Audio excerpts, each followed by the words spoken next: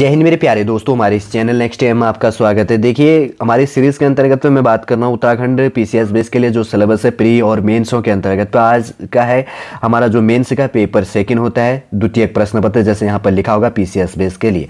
तो पहले मैंने आपको डीपली वीडियो इन्फॉर्मेशन जो भी है सीरीज वाइज प्रोवाइड किया। आपने अगर वो जाकर नहीं देखा है देख लीजिएगा, आपका कोई भी कन्फ्यूजन यहाँ पर नहीं होगा, पूरा आपका कन्फ्यूजन क्लियर कर दिया। प्रत्येक पेपर को मैंने यहाँ पर तोड़ के डिस्कस करने की कोशिश करी गई है। 2021 के अंतर्गत में मैंने शॉर्टेज सिलेबस बताया हुआ था, लेकिन अगर आने वाले टाइम में 2021 से इसका वैकेंसी जारी नहीं हुआ, नोटिफिकेशन अपडेट नहीं हुआ है, आने वाले टाइम के लिए अगर आप प्रिपरेशन रखना चाहते हैं या प्रिपरेशन कर रहे हैं, यदि आपने सिलेबस नहीं देखा तो एक बार सिलेबस को ध्यानपूर्वक देखिएगा, आपको बहुत सारा यहाँ पर मदद मिल जाएगा। इससे पहले हम आगे बढ़े, यदि आपके द्वारा हमारे इस चैनल नेक्स्ट टाइम को सब्सक्राइब नहीं किया तो सब्सक्राइब कीजिए तथा बेल आइकन को प्रेस कीजिए, ताकि जो भी कंटेंट, जो भी इंफॉर्मेशन हमारे द्वारा आपके लिए प्रोवाइड किया जाता है तो उसका नोटिफिकेशन आपके पास टाइम पर उपलब्ध हो जाएगा। ये टॉपिक है सेकंड नंबर का जो पेपर होता है, भारत का इतिहास हो गया, और इसके अंतर्गत पे राष्ट्रीय आंदोलन हो गया, नेशनल मूवमेंट हो गया, इंडियन हिस्ट्री हो गया, समाज एवं संस्कृति हो गया, आर्ट एंड कल्चर इसके अंतर्गत पे सोसाइटी बेस कहा जाता है या आर्ट एंड कल्चर कहा जाता है, कल्चर संस्कृति हो गया। तो टॉपिक ऐसे इंक्लूड हो जाती है। 180 मिनट दिया जाता है आपको, 200 अंकों का ये पेपर होता है। मेंस की बात करेंगे तो सबसे पहले है प्रागैतिहासिक काल के अंतर्गत पे, जैसे प्रागैतिहासिक काल जो आ गया तो इसके अंतर्गत पे जातियां एवं संस्कृति कैसे बटी हुई थी इसके बारे में पूरा डिस्कस किया जाता है, एक टॉपिक इंक्लूड हो जाता है यहाँ से। फिर उसके बाद में आद्य ऐतिहासिक काल हो गया, जिसमें पूरा पाषाण काल हो गया, जैसे आखेट और खाद्य संग्रह संबंधी क्या था। फिर उसी के बाद में पूरा पाषाण काल हो गया। आद्य ऐतिहासिक काल के अंतर्गत पे पूरा पाषाण काल, जिसमें आखेट और खाद्य संग्रहण के लिए आखेट करते थे, जंगलों से शिकार करना एक्सेट्रा। आप पढ़ते होंगे हिस्ट्री तो आपको पता है। खाद्य संग्रह की बात करें तो खाद्यों को कैसे कलेक्ट करके रखते थे या कैसे जमा करते थे, कैसे क्या करते थे, उसकी बात हो जाती है इसमें। फिर उसके बाद में मध्य पाषाण युग की बात करें तो खाद्य उत्पादक आदि। देखिए, मध्य पाषाण काल का जो भी हिस्ट्री का हमें उल्लेख मिलता है तो उसमें से एग्जामिनर यहाँ पर टॉपिक इंक्लूड करेगा। फिर उसके बाद में आ जाता है ताम्र पाषाण युग। देखिए, स्टेप टू स्टेप है, काफी इंपोर्टेंट है, ठीक है ना। यूपीएससी की तैयारी भी कर रहे या स्टेट पीएससी, यूके पीएससी या यूपी पीएससी, तो ये टॉपिकों को देखना, रिलेट करना काफी इंपोर्टेंट हो जाता है। तो आप रिलेट करके स्टडी कीजिएगा तो आपको कोई कंफ्यूजन नहीं होगा।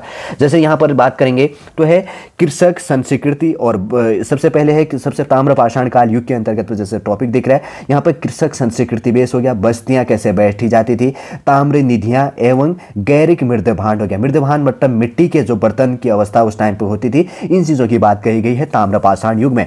कृषक संस्कृति क्या था, बस्तियां बसाने की क्या चीज थी, ताम्र निधियां क्या थी एवं गैरिक मृदभांड अवस्था क्या था, तो इनके बारे में टॉपिक है। फिर उसके बाद में कांस्य युगीन सभ्यता, ताम्र पाषाण युग के बाद में कांस्य युगीन आया, मतलब कांसा जो चीज चलता था। तो आपने जैसे भी हड़प्पा संस्कृति के बारे में पढ़ते होंगे। फिर भौगोलिक विस्तार कैसा हुआ, फिर नगर नियोजन, आपने हड़प्पा सभ्यता के अंतर्गत नगर नियोजन के बारे में पढ़ा है कि कैसे घर होते थे, कैसे स्नानागार होते थे, कैसे क्या चीज होता था, इसके अंतर्गत में इंक्लूड हो जाती है। फिर है संरचनाएं एवं निकास व्यवस्था, ठीक है ना। संरचनाएं कैसी थी और निकास के लिए जैसे नालियां बनाई जाती थी पानी निकासी के लिए, तो वो कैसी व्यवस्था थी, इसके अंतर्गत में इंक्लूड था। राजनीतिक व्यवस्था होगी, राजनीति मतलब राजनीतिक व्यवस्थाएं कैसे चलाई जाती थी इस कल्चर को चलाने के लिए, अपने समाज को चलाने के लिए, उसका जो हमें साक्ष्य मिलता है हड़प्पा सभ्यता इसके अंतर्गत पे।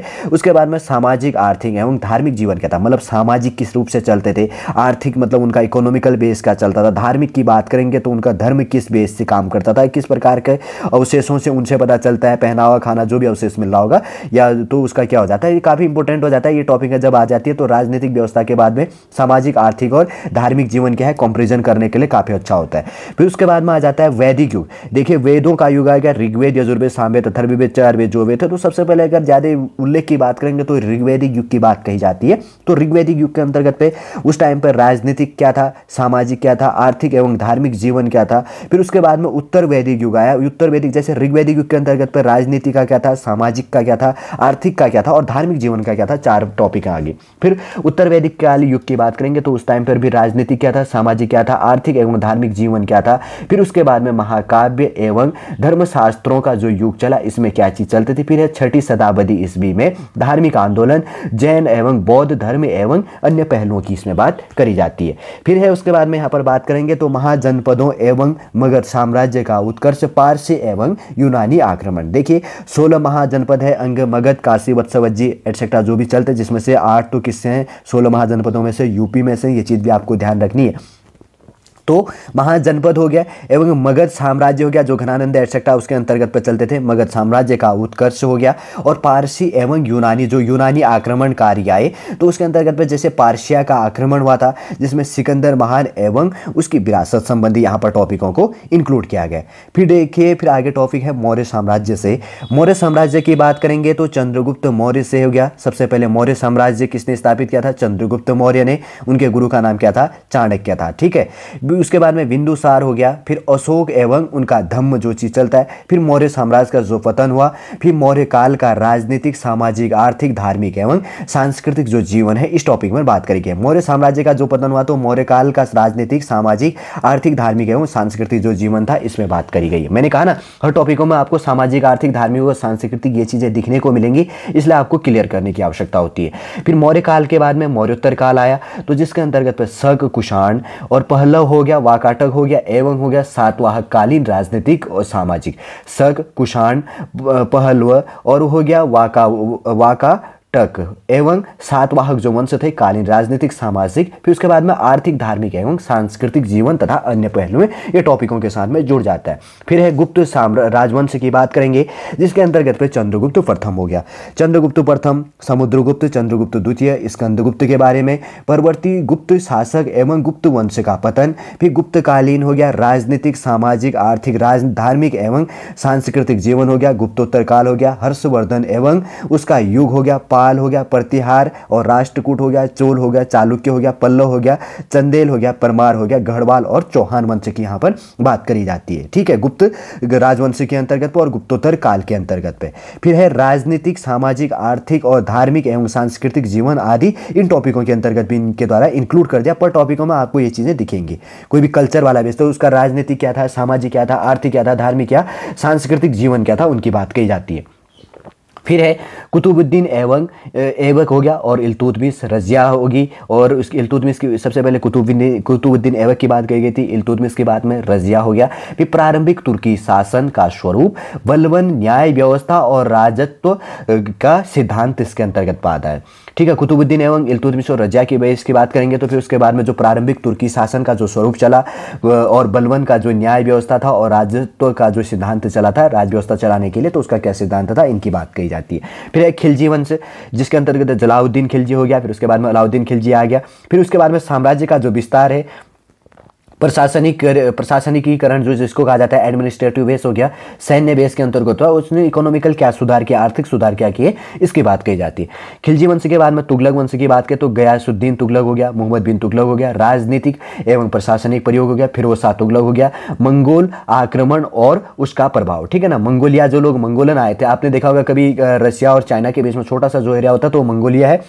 तो मंगोल आक्रमण और उनका क्या प्रभाव पड़ा, और उसके बाद में दिल्ली सल्तनत का विघटन कैसे हुआ, प्रथम अफगान राज्य जो हो गए, और उत्तर भारत में स्वतंत्र मुस्लिम राज्यों का उदय हो गया, जौनपुर के सरकी। ठीक है, फिर उसके बाद में कश्मीर का सुल्तान सिकंदर और सुल्तान जैनुल आबिदीन, और उसके बाद में मालवा, बंगाल और गुजरात तथा अन्य राज्य इसके साथ में इंक्लूड किए जाते हैं, जैसे कि पहले वाले बेस में चलता था। ठीक है, फिर उसके बाद में सामाजिक हो गया, सामाजिक धार्मिक आंदोलन, सूफी एवं जो भक्ति आंदोलन चले उनके बारे में यहाँ पर टॉपिक पूछ सकता है। फिर दक्षिण भारत की बात में जिसमें आएगा संगम युग आया, देवगिरी के यादव हो गए, और उसके बाद में वारंगल के काकतीय, फिर उसके बाद में द्वार समुद्र के होयसल हो गया, मदुरै के पांड्य हो गया, चोल राजवंश हो गया, राजनीतिक हो गया, सामाजिक, आर्थिक, धार्मिक एवं सांस्कृतिक जीवन, विजयनगर और बहमनी राज्य हो गया, जिसमें राजनीतिक, सामाजिक, आर्थिक, धार्मिक एवं सांस्कृतिक जीवन, दिल्ली सल्तनत का राजनीतिक, सामाजिक, आर्थिक एवं सांस्कृतिक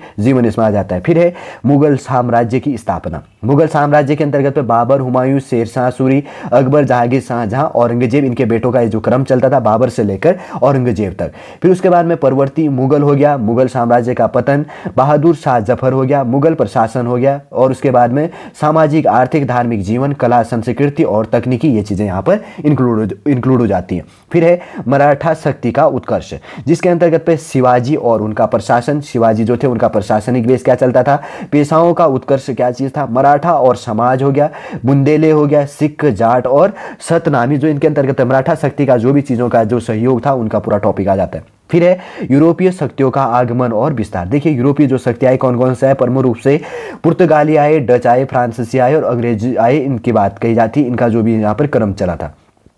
फिर है आंग्ल फ्रांसीसी प्रतिस्पर्धा और कर्नाटक युद्ध, जिसमें अगर बात करेंगे फिर उसके बाद में आ जाता है इसके साथ ही, ठीक है ना। फिर उसके बाद में उपनिवेशवाद का प्रारंभ हो गया, जिसमें ईस्ट इंडिया कंपनी सबसे पहले कहाँ, बंगाल में आई थी। ईस्ट इंडिया कंपनी पश्चिम बंगाल, कोलकाता जिसको कहा जाता था, कलकत्ता कहा जाता है, अभी कोलकाता जो ये नाम से पुकारा जाता है।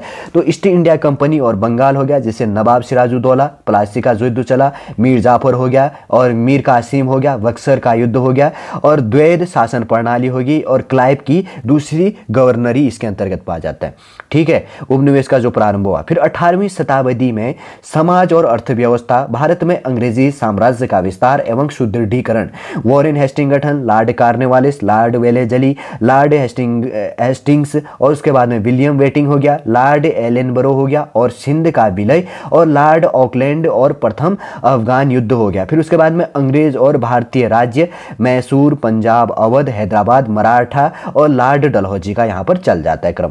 फिर उसके बाद में 1757 से लेकर 1857 के मध्य ब्रिटिश सरकार का ढांचा एवं आर्थिक नीतियां, प्रशासनिक संगठन और सामाजिक एवं सांस्कृतिक नीतियां क्या थी उनकी बात कही गई है। फिर है 19वीं शताब्दी में सामाजिक एवं धार्मिक सुधार आंदोलन क्या चले। 19वीं शताब्दी में ब्रह्म समाज, आर्य समाज, थियोफिजिकल सोसाइटी एटसेट्रा जो भी आंदोलन चले सारा टॉपिक आ जाता है। फिर है ब्रिटिश शासन का प्रतिरोध, जनजातीय तथा असैनिक विद्रोह हो गया, लोकप्रिय आंदोलन तथा सैनिक विद्रोह हो गया 1757 से लेकर 1856। फिर उस 1857 का विद्रोह हो गया, उसका क्या कारण था, उसका स्वरूप क्या था, उसका घटनाक्रम क्या था, उसका क्या परिणाम हुआ, उसके विफल होने के क्या कारण थे, ये पूरा रीजन इंक्लूड हो जाता है। कभी कोई टॉपिक याद करना है, समझना है, याद करो, सबसे पहले उसके कारण को देखो, उसके स्वरूप को देखो, उसके घटनाक्रम को, मतलब उसके बीच में क्या घटनाएं हुई, उसका क्या परिणाम निकला, उसकी विफलता क्या, आप एग्जाम प्रिपरेशन कर रहे हैं उसका कारण क्या है, उसका स्वरूप क्या है, उसके घटना आपके एग्जाम प्रिपरेशन करने के दौरों का घटनाक्रम क्या है और उसका परिणाम क्या आया और उसकी आपकी विफलता क्या है, इसके क्या कारण। सफलता और विफलता दो टॉपिक हैं, जुड़ जाते हैं क्योंकि यहाँ पर युद्ध की बात कर रहे हैं, जो चीज़ें विफल हुई थी तो इसलिए विफलता की बात कही गई है, ठीक है। फिर उसके बाद में 1858 के बाद में प्रशासनिक परिवर्तन, 1858 के बाद में अंग्रेजी शासन के आर्थिक प्रभाव हो गया, औद्योगिकीकरण का भारतीय अर्थव्यवस्था पर प्रभाव हो गया, ठीक है। फिर है भारतीय राष्ट्रीय आंदोलन की बात करेंगे तो भारत में राष्ट्रवाद का विकास, राष्ट्रीय आंदोलन का उदय, भारतीय राष्ट्रीय कांग्रेस के पूर्ववर्ती संगठन हो गए, भारतीय राष्ट्रीय कांग्रेस उद्गम हो गया, उदारवादी एवं अतिवादी विचारधारा हो गया। फिर बंगाल का विभाजन हो गया 1905 में, स्वदेशी आंदोलन हो गया 1905 में, मुस्लिम लीग की स्थापना 1906 होगी, सूरत अधिवेश और कांग्रेस का प्रथम विभाजन 1907 हो गया। फिर मार्ले मिंटो सुधार अधिनियम 1909 से संबंधित टॉपिक है यहाँ पर जोड़ी गई है। फिर है प्रथम विश्व युद्ध और राष्ट्रीय आंदोलन हो गया, जैसे होम रूल आंदोलन, लखनऊ समझौता 1916, चंपारण और खेड़ा सत्याग्रह जो 1917 में चला था, गांधी युग हो गया, राष्ट्रीय आंदोलन 1919 से लेकर 1927 और मोंटेग्यू और चैम्स फूड सुधार अधिनियम 1919, रॉलेट अधिनियम 1919 का टॉपिक। फिर है जलियांवाला बाग नरसंहार, खिलाफत और असहयोग आंदोलन 1919 से लेकर 1922, चोरी चोरा कांड 1922, स्वराज पार्टी, साइमन कमिश्नर हो गया 1927, भारत एवं विदेशों में क्रांतिकारी आंदोलन हो गए। राष्ट्रीय आंदोलन 1927 से लेकर 1947 के बीच की बात कही जाती है, साइमन कमीशन का जो बहिष्कार किया गया, ठीक है ना। साइमन कमिश्नर भारत छोड़ो करके आपने नारा भी सुना होगा, तो अगर नहीं सुना है तो सुन लीजिएगा, देख लीजिएगा टॉपिक, अगर प्रिपरेशन करें हिस्ट्री पढ़ते हैं तो आपको पता है। साइमन कमिश्नर का बहिष्कार हो गया, नेहरू रिपोर्ट होगी, कांग्रेस का लाहौर अधिवेश हो गया 1929 और उसके बाद में प्रेस और राष्ट्रीय आंदोलन, पूर्ण स्वराज हो गया, सविनय अवज्ञा आंदोलन, प्रथम गोलमेज सम्मेलन, गांधी इरविन समझौता, द्वितीय गोलमेज सम्मेलन, सविनय अवज्ञा आंदोलन का द्वितीय चरण, फिर सांप्रदायिक निर्णय हो गया जिसमें कम्युनल अवार्ड जिसको कहा जाता है, फिर हो गया तृतीय गोलमेज सम्मेलन, फिर पूना समझौता हो गया, बी.आर. अम्बेडकर एवं दलित आंदोलन, राष्ट्रवादी राजनीति 1935 और 1939 हो गया, भारत सरकार अधिनियम 1935, फिर कांग्रेस मंत्रिमंडल हो गया, समाजवादी, साम्यवादी, पूंजीवादी विचारधारा एवं उनके रूप और समाज पर उनका प्रभाव एवं विचारधारा का विकास हो गया, कृषक एवं कामगार आंदोलन हो गए, कांग्रेस और वैश्विक मामले हो गया, कांग्रेस मंत्रिमंडलों का त्यागपत्र, सुभाष चंद्र बोस एवं आजाद हिंद फौज INA, इनकी बात करेंगे, इनमें से टॉपिक पूछेगा। फिर है सांप्रदायिक का विकास तथा पाकिस्तान की मांग, सांप्रदायिकता का जो विकास किया गया और उसके बाद में पाकिस्तान की जो डिमांड करी गई उससे टॉपिक है यहाँ पर। फिर है द्वितीय विश्व युद्ध के दौरान भारतीय राष्ट्रीय आंदोलन हो गया, अगस्त प्रस्ताव हो गया, व्यक्तिगत सविनय अवज्ञा आंदोलन होगी, क्रिप्सन मिशन हो गया, भारत छोड़ो आंदोलन हो गया, CR दास फॉर्मूला हो गया, गांधी जिन्ना वार्ता होगी और भूला भाई देसाई हो गया, लियाकत अली समझौता हो गया, वेवेल योजना और शिमला सम्मेलन, प्रांतीय एवं आम चुनाव, कैबिनेट मिशन योजना हो गया, आज़ाद हिंद फौज हो गया, सीधी कार्यवाही दिवस हो गया, अंतरिम सरकार, और उसके बाद में माउंटबेटन योजना, भारतीय स्वतंत्रता अधिनियम 1947 हो गया। ठीक है, फिर उसके बाद की बात करते हो सांप्रदायिक दंगे एवं भारत का विभाजन, यहाँ पर टॉपिक है। फिर स्वतंत्रोत्तर के बेस के अंतर्गत पे स्वतंत्र होने के बाद की बात करें तो उसके बाद में स्वतंत्रता के बाद में भारत में कॉन्स्टिट्यूशन संविधान लागू हो गया था। ठीक है, तो संविधान सभा कैसे चली, संविधान का निर्माण कैसे हुआ, आज़ादी के बाद का भारत, भारत में विदेशी नीति, पंचशील निर्गुट आंदोलन, सार्क हो गया, पंचवर्षीय योजनाएं, बैंकों का राष्ट्रीयकरण, प्रिवी पर्स की समाप्ति होगी, और उसके बाद में जेपी हो गया, जयप्रकाश नारायण का आंदोलन, आपातकाल, मिलीजुली सरकारों का युग, और आंतरिक विद्रोह यहाँ पर टॉपिक है। ठीक है, फिर उसके बाद में आ जाता है वैदेशिक नीति, जिसमें पंचशील हो गया, भारत चीन एवं भारत पाकिस्तान युद्ध हो गया, निर्गुट आंदोलन हो गया, सार्क हो गया, south Asian association for regional corporation जिसको कहा जाता है, सार्क कंट्री जो है आप पढ़े होंगे, तो इसके टॉपिक यहाँ पर हैं। फिर उसके बाद में उत्तराखंड का इतिहास आ जाता है, जिसमें उत्तराखंड का इतिहास एवं संस्कृति की बात करें तो प्रागैतिहासिक काल हो गया, आद्यऐतिहासिक काल, और उत्तराखंड की प्राचीन जनजातियाँ कुणीद एवं योधर्य और कत्तूरी राजवंश, गढ़वाल एवं परमार राजवंश, शासन हो गया, समाज होगी, अर्थव्यवस्था कुमाऊं का चंद राजवंश, शासन, समाज, अर्थव्यवस्था, और उसके बाद में गोरखा आक्रमण एवं उत्तराखंड में शासन, और उसके बाद में उत्तराखंड में धर्म एवं संस्कृति के टॉपिक आ जाते हैं। फिर उत्तराखंड में ब्रिटिश शासन, प्रशासनिक व्यवस्था होगी, सामाजिक सुधार हो गया, अर्थव्यवस्था हो गया, शिक्षा एवं चिकित्सा व्यवस्था होगी, उत्तराखंड में देसी भाषा की पत्रकारिता का विकास, टिहरी रियासत शासन हो गया, समाज, अर्थव्यवस्था, धर्म एवं संस्कृति, उत्तराखंड और राष्ट्रीय आंदोलन, उत्तराखंड के प्रमुख स्वतंत्रता संग्राम सेनानी, स्वतंत्रता एवं टिहरी रियासत का विलय।